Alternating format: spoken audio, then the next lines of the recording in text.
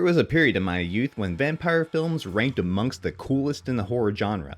Films such as The Lost Boys, Fright Night, Near Dark, and From Dusk Till Dawn knew how to tell a story while not forgetting how to show us a good time.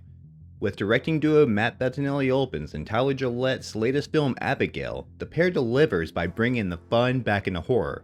As with 2019's Ready or Not, this genre-mixing roller coaster primarily takes place in a large mansion, but instead of one lead being hunted, it's an entire group. The film jumps right into gear with the abduction of Abigail, played by Alicia Weir, the 12-year-old ballerina who is the daughter of a very powerful and wealthy man.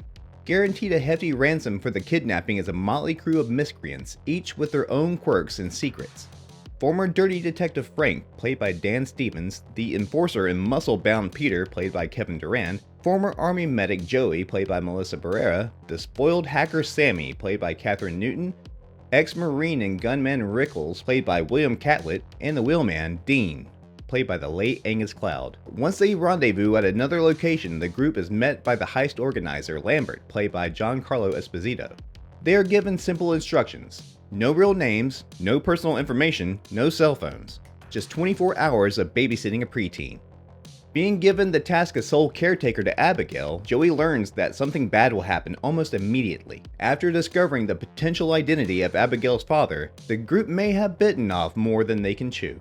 We all know going in this is not your typical 12-year-old girl. Bloodshed looms on the horizon, but the film takes its time to give us the promise of the trailers. This could have been a disappointment. However, the cleverly plotted and witty script written by Stephen Shields and Guy Busick unfolds with skill.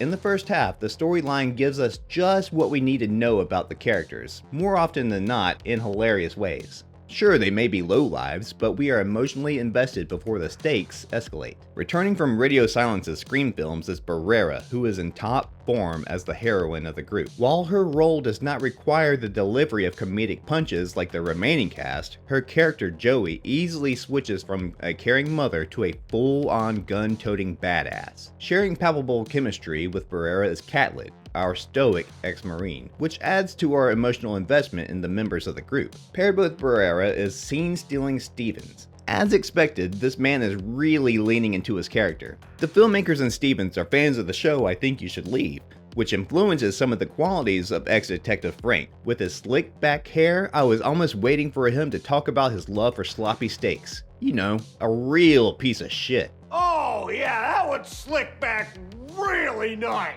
Much like the lead character in Ready or Not, Newton is really put through the ringer. When Sammy is not being thrown into a pool of rotting bodies, she delivers some of the film's funniest moments, especially when partnered with Cloud as Dean. His comedic timing shows another side we had not seen in previous roles. The real laugh-out-loud moments come from Durand, who plays his character as a hulking Mimbo. Peter is a tough, yet dumb, lovable enforcer who refuses to believe what's going on when the bloodshed begins.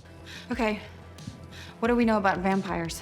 That they're not real. However, it is the film's titular character who is the true star of the show.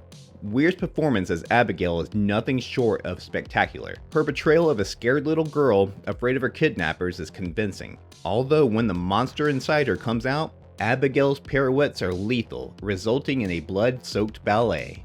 And blood there is. Straight from the cast, this is the bloodiest film they have ever worked on, and I believe it. The excessive use of blood cannons in this movie takes me back to the glory days of genre films. And Abigail really lets it explode, especially in the film's final act.